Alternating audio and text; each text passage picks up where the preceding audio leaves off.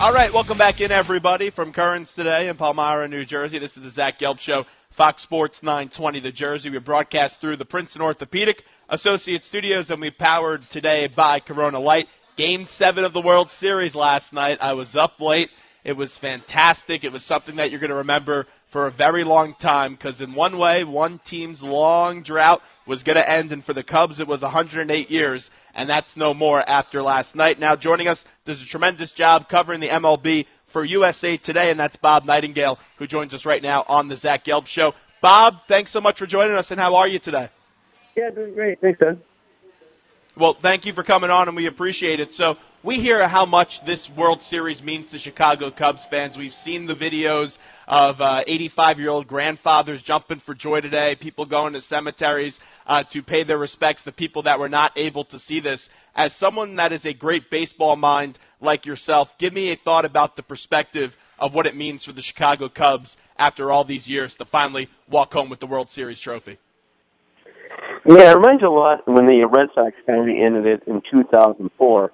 Steve Epstein, of course, who was the architect of that team as well, remembers, the team bus driving the freeway and the cars pulling over people dancing on the highway, going past the cemeteries and graveyards and seeing Red Sox flags and pennants everywhere on the tombstones. And that's exactly what's happening in Chicago today. Whether it's carrying the green apples all over his tombstone, Budweiser cans, Ernie Banks plot. It's just, absolutely crazy in Chicago. You mentioned Theo, and Theo is one person in this world, and I'm sure there's a few others, depending on the sports team, that go into two cities and will never have to pay for any food or beverage ever again with Boston and then Chicago. Hey, Theo Epstein, he's only 42 years old. It's a sensational story, such an erudite mind. What is left for him to accomplish, really, Bob? Yeah, maybe going to the Indians and doing the same thing. But, yeah, already had two of the longest routes. And, I guess the only thing now would be to build a dynasty. The Red Sox were an outstanding team, won 2 World Series to honor him, but no one called the Red Sox a dynasty. Maybe they have the first dynasty since the Yankees of the 90s. Yeah, and I know this is looking really far ahead, and this may be something that's 15, 20 years ahead, and it may be a silly question. Do you think he ever has an interest of being commissioner of baseball, just wondering? I don't think so. He's too competitive. In a job like that, you can't be, you can't be commissioner. You don't have that drive as far as rooting for a team and building a team. So, no, I can't see him ever doing that.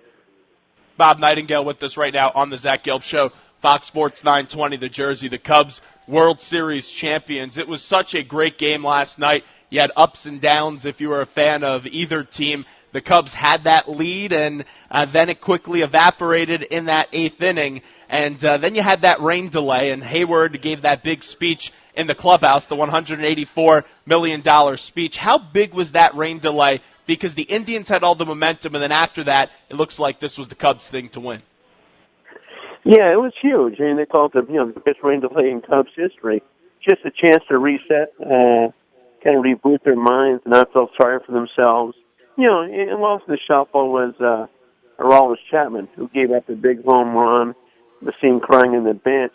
But yet he still went out there in the 9th inning and facing the top of the Indians lineup and shut them down 1-2-3. So as much as people talk about that home run and nearly blowing the World Series, will be forgotten is just what he did that bottom of the ninth.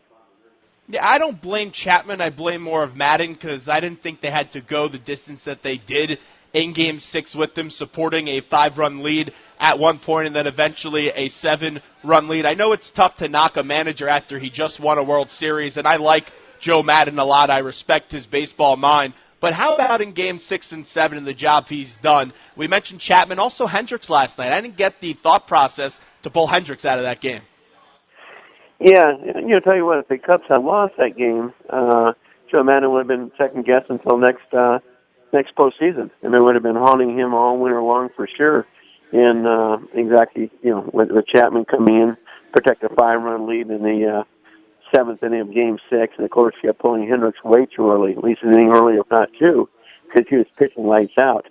But now they can laugh about it.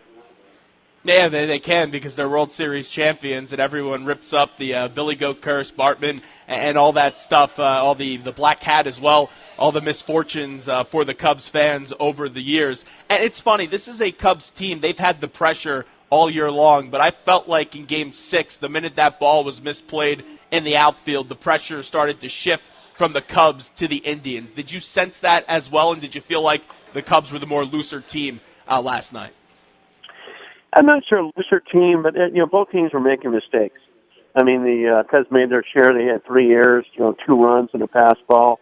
So both teams seemed a little uptight, really. I just think in that game it showed that the Cubs were a better team, and the Indians were on fumes. I mean, with the 2 injuries to their starting pitchers, missing Michael Brantley all year, and Andrew Miller was on fumes. So was Corey Kluber. They just kind of ran out of gas. Yeah, and that's a team that was decimated with injuries, and Antonetti and Chernoff deserve an ample amount of credit. Also, the manager, Terry Francona, who's such a good guy, and last night just showed so much class doing the interview after the game with either Verducci or Rosenthal. But that's a Indians team that they've used the word resiliency all year long, and you saw that last night. How about the home run by Davis? That was such a great World Series moment, Bob. It really was, and that's what made the game into an instant classic. If not for that home run, it would have been, okay, Cubs win, almost a mundane game. But that home run, it's like, here we go. Here comes the latest curse of the Cubs, and that the home run made it that much more dramatic. Can you describe the atmosphere for me in that stadium last night? Because from TV, it sounded like there was a lot of Cubs fans at that game. It was a strange atmosphere in the sense it was 50-50. There's many Cub fans there as Indian fans. They were pretty much in the upper deck. Indian fans were in the lower deck. And so what you had was just cheering the entire night. Every time there was a good play, there was things were going crazy because of the amount of fans on both sides. So it was never a moment of quiet because somebody was always cheering. You know what was ironic, too? Everyone talking about the All-Star game and how it shouldn't decide home field advantage, and I agree with the crowd that does say that, but the Indians end up getting that home field advantage, and I think it actually helped out Chicago a little bit more because you got Schwarber into the lineup for both Game 6 and Game 7. For Schwarber, we know he's a really good hitter. That's clear. That's why the Yankees wanted to try to get him when they were trading Chapman, and Epstein would not do that. But with Schwarber, that's a guy that has not been playing for the majority of the season, and he's able to go into a World Series game with all the pressure in the world, and he just looks so cool, calm, and collective. So how about Schwarber and his efforts in the World Series? Yeah, I mean, probably no secret, the 4 games in Cleveland where he was able to play, they won 3 of them. And it's amazing to take that much time off and come back and help out like they did. I mean, they were a good team anyway, and they won 103 games without Kyle Schwarber, and won the first 2 rounds without Schwarber. So, but yeah, he had just a key bat all series long in the games in Cleveland. So the ironic part is the American League team is usually always hurt when they go to National League City. That the Indians benefited because no Schwarber, and they come back home and lose 2 in a row, 6 and 7. Big key also was Zobrist last night, and I don't know if you saw this story. Did you see the story of his wife? And if so, share it with the audience because that was just great. I did not see that story with the wife. So his wife, in extra innings during the rain delay, was going to get the younger child. I think she's or the child was 1 year old. They were going to get them fed, and the next thing she knows, she hears the roar of the crowd, and she's thinking to herself, oh no, Ben's coming up. I think I'm going to miss Ben's at bat. So she starts to take off her heels. It's a great story. Give the child to one of the assistants with the Cubs, and she runs to get to see him. And just as he steps into the box, looks at the wife, they both smile, and the next thing you know, now he's an MVP of the World Series. I thought it was a great story. I read it just before the show today. Yeah, it's crazy. You talk about the Cubs' depth. Here's a guy that just won the MVP of the World Series. Had a fabulous year. And these guys are so deep, they don't really have a position to play him next year. Because Schwarber's back in left field, Morrow be center, Hayward in right, and there's Baez playing second base. So He'll be like an MVP of the World Series one year and a utility player the next. So since we're in Jersey, as Bob Nightengale joins us, let's quickly just take care of some of the local stuff with the Phillies and then also the New York Mets. With the Phillies, Ryan Howard today, they officially declined that option, and that's the last player from that 2008 team. When you look back at Ryan Howard's career in Philadelphia, out of all the players they've had in that 08 run, I thought he was the most important, and he was the superstar of that team. How about the career of Ryan Howard?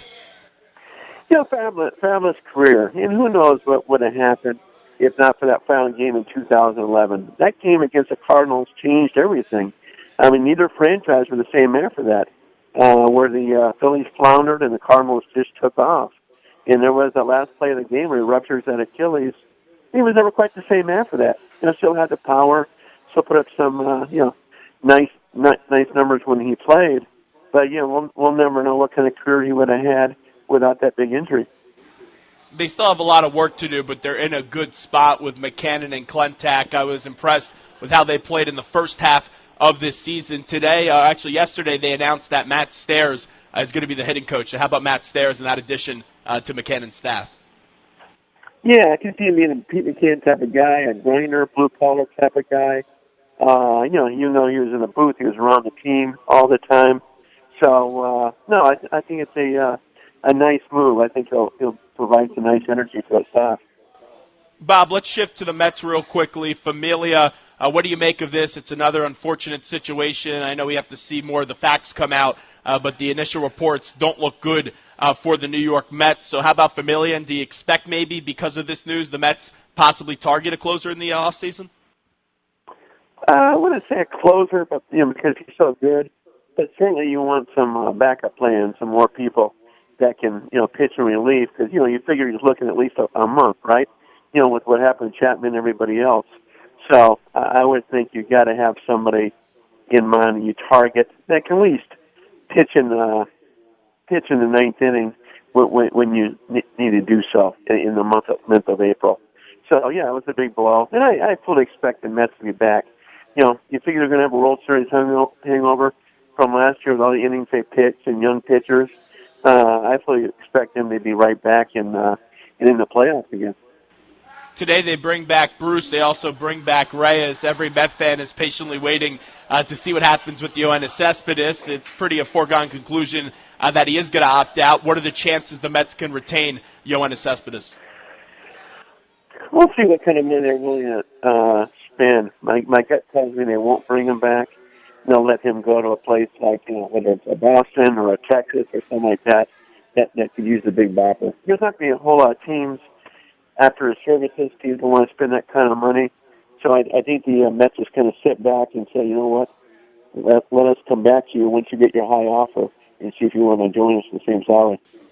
I think it's so essential that they keep him because he's that one hitter in that lineup that puts fear in the opposition's mind and also the opposing pitcher, and it completely changes that complexion of the Mets lineup. And the Mets, they're in New York, and I know that the Wilpons aren't in the best financial situation. I just think it'd be a big mistake if they don't bring Cespedes back because their window is really to win right now with the ball club that they have. Oh, it is. And they could reach out and sign a Encarnacion and play him at first base or something like that. Obviously, they made the big blunder a year ago when they did not retain Murphy. They should have kept Murphy and traded Duda. So, they knew if they don't bring him back, they need to find a big bopper somewhere for sure. Well, Bob, we love reading your coverage USA Today all season long, and we'll make sure that we read it in the off season. And before we know it, hey, it's going to be time for spring training. So we appreciate the time today, my friend. Get some rest, all right? All right. Thanks, man. Thanks so much. Bob Nightengale joining us from USA Today. All right, that's hour number one of the Zach Gelb Show.